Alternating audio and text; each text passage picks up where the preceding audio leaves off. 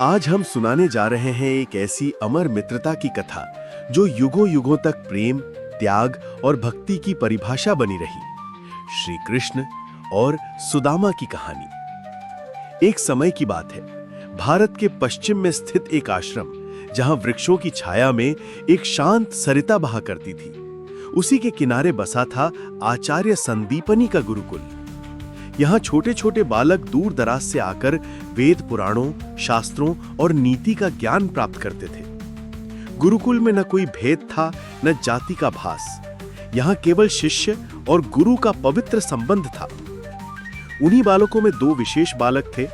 एक थे श्री कृष्ण, यदुवंश के राजकुमार, और दूसरे थे सुदामा, एक निर्धन ब्राह्मण पुत्र। एक के पास वैभव था, दूसरे के पास केवल संस्कार, लेकिन दोनों का हृदय एक ही राग पर झूमता था, भक्ति और सच्चे प्रेम का राग। जब श्री कृष्ण पहली बार गुरुकुल में आए तो उनकी चंचलता और सौम्यता ने सभी का मन मोह लिया। लेकिन जो सबसे पहले उनके समीप आया वो था सुदामा। सुदामा का शरीर दुर्बल था, पर आत्मा अडिग और तेजस्वी। उसने श्री कृष्ण से बिना किसी डर या झिझक के मित्रता का हाथ बढ़ाया और कृष्ण ने वो हाथ अपने हृदय से लगा लिया। वे दोनों दिन रात साथ रहते, एक साथ पढ़ते, एक साथ स्नान करते, एक साथ यज्ञ की लकड़ियां इकट्ठा करते। शाम के समय जब अन्य शिष्य विश्राम करते, तब श्री कृष्ण और सुदामा वृक्ष की छांव में बैठकर धर्म, नीति और आत्मा के रहस्यों पर चर्चा करते। वहां कोई राजा नहीं था, कोई भिक्षुक नहीं था। वहां केवल दो आत्माएं थीं जो सच्चे प्रेम में बंधी थी। एक दिन की बात है, आचार्य ने सभी शिष्यों को परीक्षा के रूप में जंगल भेजा। जाओ, एक सप्ताह तक वन में रहकर अपने लिए भोजन, जल और जीवन का प्रबंध करो। ये जीवन की असली शिक्षा है।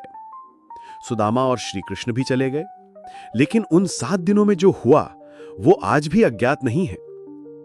बारिश होने लगी, आकाश बिजली से गड़गड़ाया, सुदामा का शरीर ठंड से कांपने लगा। कृष्ण ने अपने वस्त्रों से सुदामा को ढक दिया और बोले, मित्रता केवल सुख में नहीं होती, कष्ट में उसका असली स्वरूप दिखता है।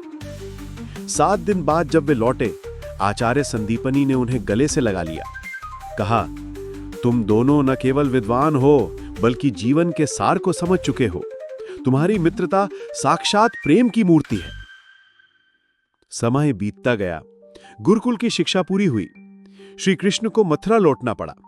अब उन्हें राजकीय दायित्व निभाने थे। उधर सुदामा अपने गांव लौटे। वहां कोई महल नहीं था, न संपत्ति, लेकिन उनका मन हमेशा गुरु और श्री कृष्ण की स्मृति से भरा रहा। सुदामा का जीवन साधना से भरा था।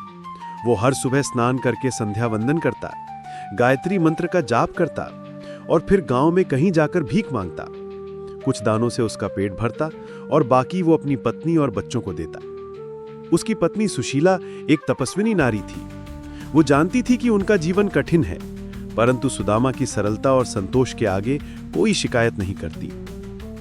एक दिन बच्चों ने भूख से रोते हुए कहा, मां, आज तो केवल जल ही पिया है, कुछ अनाज होगा क्या?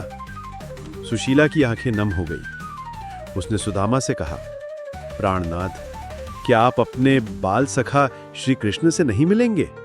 अब तो वे द्वारिकाधीश हैं, क्या वे आपको भूखा देखना चाहेंगे? सुदामा कुछ क्षण शांत रहे, फिर बोले, मित्रता में कभी मांग नहीं होती, लेकिन हां, उनका दर्शन मेरी आत्मा को पुनर्जीवित कर सकता है। सुशीला ने अपनी साड़ी के कोने से चिवड़े बांध दिए, भुने चावल जो कहीं से उधार में मिले थे। एक छोटी पोटली में उन्हें बांधा गया। सुदामा ने माथे पर तिलक लगाया, कमंडल उठाया और द्वारिका की ओर चल पड़े। इस यात्रा में उनका शरीर दुर्बल था, लेकिन मन श्री कृष्ण की स्मृति से ओतप्रोत था। रास्ते में कई लोग उन्हें देखकर हंसते। ये कौन है जो द्वारिका जा रहा है? ये तो खुद अपने पांव खींचते चल रहा है और कहता है कि राजा से मिलने जाएगा। लेकिन सुदामा मुस्कुराते हुए चलते रहे। उनकी आंखों में श्री कृष्ण की छवि थी, वही बाल रूप, वही मुस्कुराहट, वही अपनापन।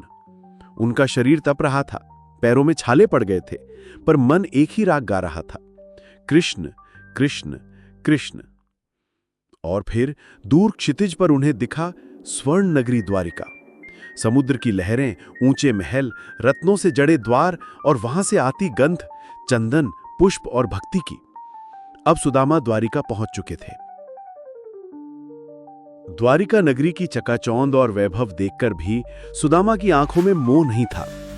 उनके हृदय में केवल एक ही चित्र था, बाल्यकाल का वो कृष्ण जो कभी उनके साथ बारिश में भीगता था, भूखा होने पर भी चिवड़े बांटता था और अंधेरे जंगल में लकड़ियां ढोते हुए भी मुस्कुराता था। महल के द्वार पर पहुंचते ही सुदामा ने द्वारपाल से कहा, मुझे श्री कृष्ण से मिलना है, मैं उनका बचपन का सखा हूं सुदामा। द्वारपाल पहले हंसा, फिर उसकी आंखों में एक प्रश्न उभरा। एक वृद्ध, थका, धूल से सना हुआ ब्राह्मण, क्या यह वाकई यदुवंश के अधिपति का मित्र हो सकता है? लेकिन जब उसने सुदामा के नेत्रों में अडिग श्रद्धा देखी तो उसने भीतर सूचना भेजी। अंदर श्री कृष्ण सभा में थे। राजकाज, यदुजन, मंत्री, रुक्मिणी जी, सामंत सब उपस्थिति में थे। तभी एक सेवक ने धीमे स्वर में कहा, प्रभु, बाहर कोई ब्राह्मण आए हैं, स्वयं को सुदामा कहते हैं कि वे आपके गुरुकुल सखा हैं। सुनते ही श्री कृष्ण जैसे बिजली की गति से खड़े हो गए। उनकी आंखें एक पल को चमकी, फिर नम हो गईं। उन्होंने बिना कुछ कहे अपने आभूषण उतार दिए, रथ फंगवाया नहीं, पैरों से भागते हुए महल के द्वार तक आए और वहां सामने खड़ा था वही बाल सखा। कृशकाय शरीर, फटी धोती, माथे पर धूल, हाथ में कमंडल, लेकिन आंखों में वही निश्चल प्रेम। श्री कृष्ण ने दौड़कर सुदामा को गले से लगा लिया। सभा में सन्नाटा छा गया। श्री कृष्ण बोले, हे मित्र, तूने आने में इतनी देर क्यों की? क्या मैं इतना तुच्छ हो गया कि तू मुझे भूल गया? चल मेरे महल में चल, तू तो मेरे प्राण का अंश है। सुदामा कुछ कह नहीं सका। उसकी आंखों से आंसू बह रहे थे। श्री कृष्ण ने उसे अपने कंधों पर लिया और भीतर ले गए। राजमहल का सबसे सुंदर कक्ष सजाया गया। रुक्मिणी जी ने स्वयं सुदामा के पैर धोए। चंदन, कस्तूरी और पुष्पों से स्वागत हुआ, लेकिन सुदामा अब भी संकोच में थे। श्री कृष्ण ने मुस्कुराकर कहा, मित्र, क्या तू कुछ भेंट लाया है मेरे लिए? सुदामा ने कांपते हुए हाथों से अपनी फटी झोली निकाली जिसमें चूड़े बंधे थे। वो झिझकता रहा, क्या मैं ये श्री कृष्ण को दे सकता हूं? श्री कृष्ण ने बिना कुछ कहे झोली छीनी और जैसे अमृत मिला हो वैसे उन चिवड़ों को मुट्ठियों में भर भर कर खाने लगे। उनकी आंखों से आंसू बह रहे थे। मित्र के प्रेम से बड़ा कोई स्वाद नहीं होता, ये कहकर उन्होंने रुक्मिणी से भी कहा, देखो, सुदामा मेरे लिए स्वर्ग लाया है, उसका ये प्रेम अमूल्य है। रुक्मिणी की आंखें भी भीग गईं। उन्होंने सुदामा के हाथ जोड़े और कहा, आप जैसे सच्चे मित्र मेरे स्वामी के जीवन का सबसे सुंदर आभूषण है। सभा में कुछ मंत्री और सामंतों ने धीरे धीरे कानाफूसी शुरू कर दी। राजा ने एक भिखारी को गले लगा लिया, लेकिन श्री कृष्ण ने सबकी ओर देखकर कहा, सुनो सब यदुवंशियों, जो मित्र भूखा रहकर भी मित्र को भूला नहीं, जो निर्धन होकर भी अभिमान नहीं करता, जो प्रेम में समर्पित है, वही मेरे लिए सर्वोच्च है, और वो है सुदामा। सभा में सन्नाटा था, फिर सब ने सिर झुका दिए। 3 दिन तक सुदामा महल में रहे श्री कृष्ण के साथ, लेकिन एक बार भी सुदामा में अपनी गरीबी की बात नहीं की, न किसी वस्तु की इच्छा जताई, न कोई याचना की। बस उन्होंने एक बार सिर झुकाया और कहा, हे प्रभु, दर्शन मिल गए, अब और क्या चाहिए? श्री कृष्ण ने मुस्कुराकर केवल इतना कहा, तू अपने घर लौट जा, मुझे तेरे लिए कुछ करना नहीं पड़ा, क्योंकि तू स्वयं ही सब कुछ है। सुदामा विदा हुए, पैदल, उसी तरह, पर अब आत्मा शांत थी, हृदय भरा हुआ था। जब सुदामा अपने गांव पहुंचे तो वहां का दृश्य बदल चुका था। मिट्टी का घर अब महल जैसा था।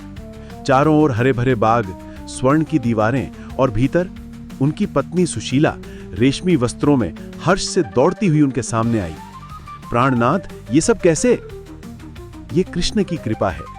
उन्होंने कुछ दिया नहीं, बस मेरे जीवन की रिक्तता को भर दिया। कई वर्षों बाद जब महाभारत का समय आया, श्री कृष्ण के जीवन का अंत समीप था। द्वारिका डूबने वाली थी। कहते हैं उसी समय श्री कृष्ण ने ध्यान में अपने सबसे प्रिय को याद किया, सुदामा। और दूर कहीं किसी नदी के किनारे सुदामा ध्यानमग्न थे, और वहीं उन्होंने श्री कृष्ण की अंतिम मुस्कुराहट को अनुभव किया, आत्मा में, भावों में, हृदय की गहराइयों में। ये कहानी केवल भक्ति की नहीं, प्रेम की नहीं, ये कहानी है उस रिश्ते की जो बिना किसी अपेक्षा के जन्म लेता है और काल से परे हो जाता है। सुदामा और श्री कृष्ण की मित्रता युगों युगों तक ये सिखाती रहेगी कि सच्चा मित्र वही है जो सुख में नहीं दुख में दिखाई दे, और प्रेम वही है जो शब्दों से नहीं त्याग से प्रकट हो। कृपया चैनल को सब्सक्राइब कर लें ताकि आपको ऐसी कहानियां आगे भी मिलती रहें। राधे राधे।